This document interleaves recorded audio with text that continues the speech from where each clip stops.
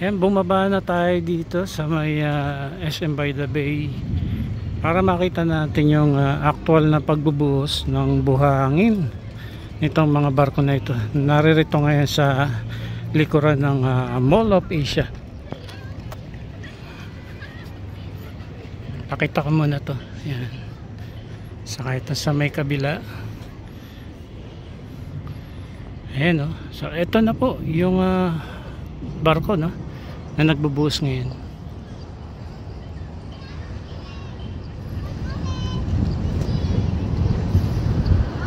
Once again, yung mga buhangin daw po na ito, no, ay nanggagaling pa sa Zambales.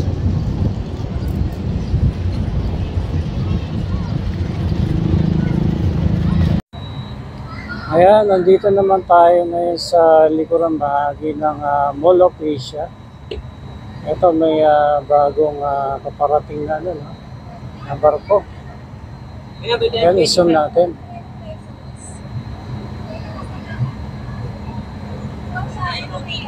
Black House. Laki nito, oh.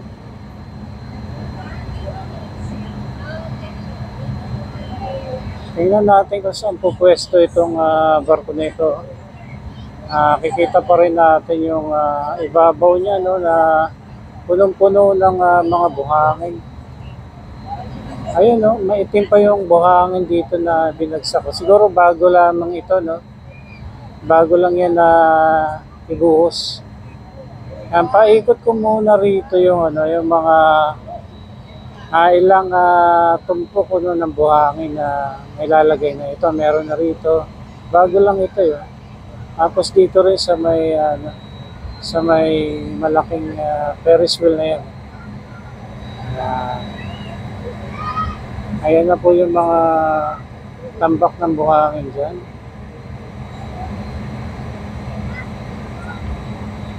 So hanggang dito po, sa likuran ng ng MOA ay matatambakan ito mga buhangin.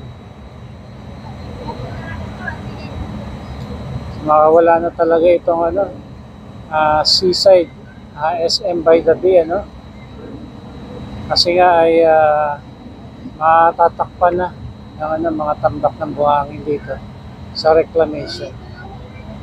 Ayan, paikot pa natin ito. Ayan, ito yung barko na titingnan natin kung saan siya magbubuhos. Pero ikot ko muna itong ating camera.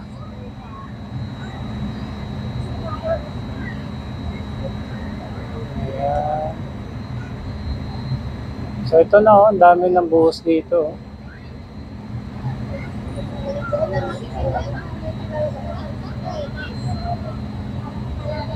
Pero yung malaking parte talaga na nabubuhusan na ng buhangin doon sa pinakadulo, yung tinatawag na Island A. Ay, zoom pa natin.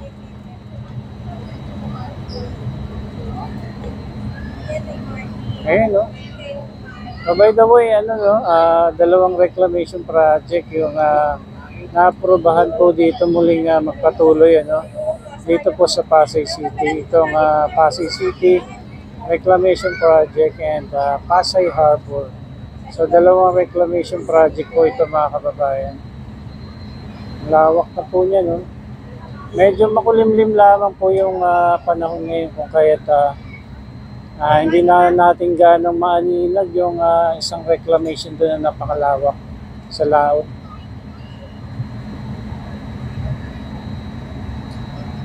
Tingnan na natin itong barko na ito kung saan pupwesto. Ayan.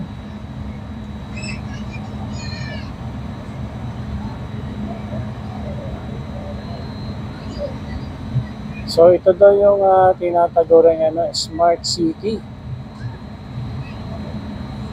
Magiging business center area itong lugar na ito. Ito pong ating kinatatayo nitong sa may Mall of Asia ay reclaim din po ito, mga babayan. Tinambakan lamang din po ito ng buhangin. And yung mga buhangin na tinatambak po rito, no? Especially galing dito sa mga barko nito ay nagmumula pa daw po sa Zambales.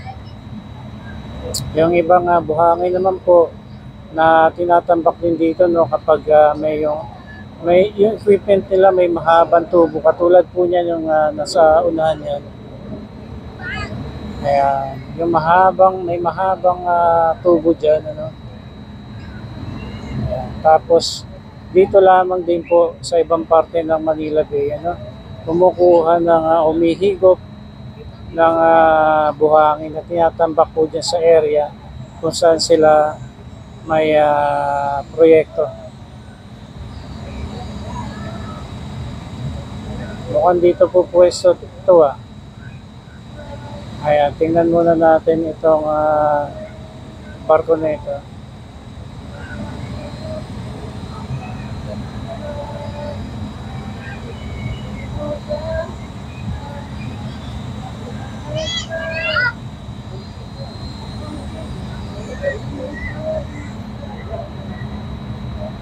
Pero bukod dyan, ano, marami pong barko dito, mga kababayan, na naka-standby lang, ano. Ayan. Ano lang po, makulimlim lang po yung panahon ngayon. Tapos tanaw na tanaw din natin dito yung mga baklad, ano, mula dyan sa Cavite. Mga ano nila ng sapra, mga fish cages. Ayan. Alam ko matatanggal din daw po yan. Mga fish cages niya. Kaya marami din pong maalma na mga ano po, may-ari ng ano po, no, tahungan o mga fish cages dyan.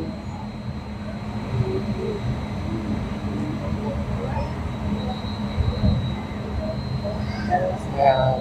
So, focus natin dito sa barko na ito.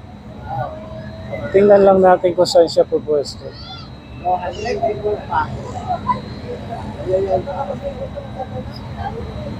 Kataas din na.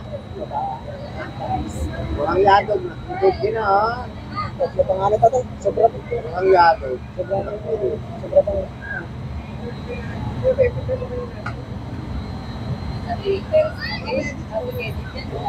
Usually yung mga barko dito from China kasi may mga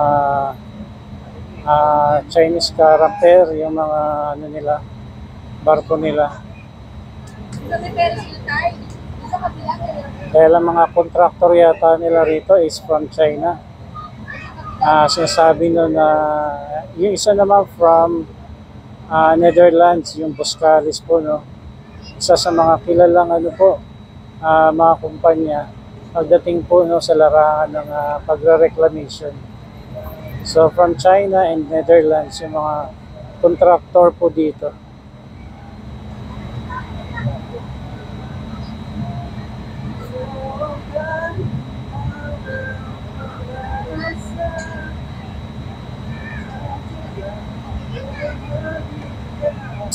Tingnan natin saan po pwesto ito at mukhang magbubuhos na ito dahil yung ano niya, no, punong-puno yung kanyang ibabaw nitong barko nito.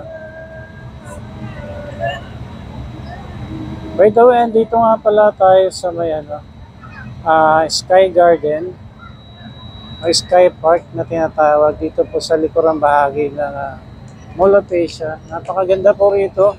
Dami po nag-i-enjoy dito, mga pamilya. Malawak din po ito. Hanggang doon pa ito at ginagawa pa rin po yung kabilang side.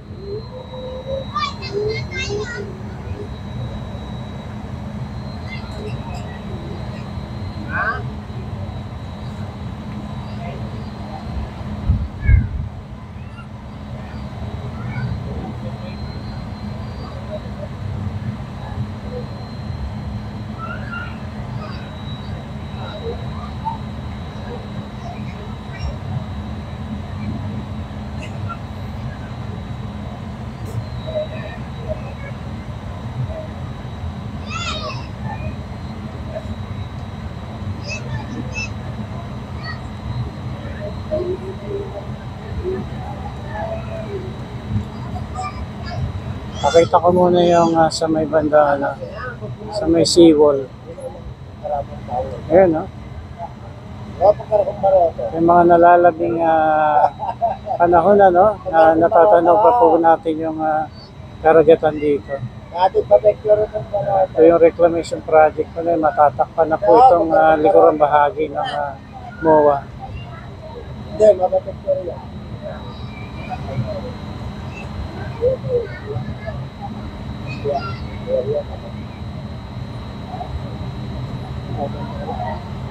Ay, dako.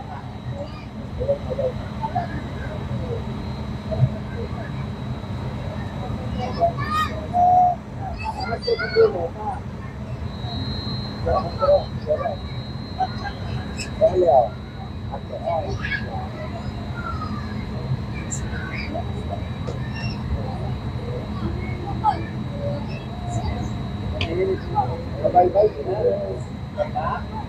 Bye-bye. Bola. Bakit nakalimutan ng nakatulugan?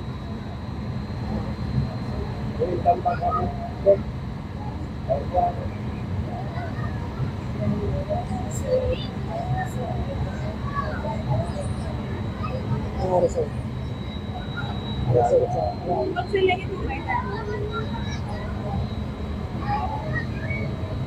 Baka makabot gani. Yung oras, gano'n. Ayan, bumaba na tayo dito sa may SM by the Bay para makita natin yung actual na pagbubuhos ng buhangin nitong mga barko na ito. Naririto ngayon sa likuran ng Mall of Asia. Pakita ko muna to. Ayan. Saka ito sa may kabila. Ayan, oh. So ito na po yung barko, no, na nagbubuhos ngayon.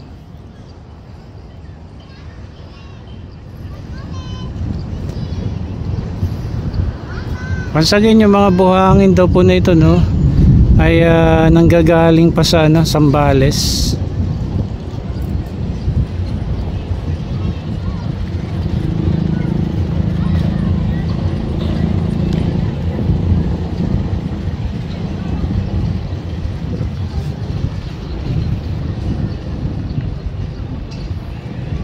Okay, tapos yung mga buhangin na nakatambak na rito, ito po. Yan. Saka doon, malawak na parte na doon sa may Island A. Okay, ito po yung ating update dito po sa sa reclamation project dito po sa Pasay.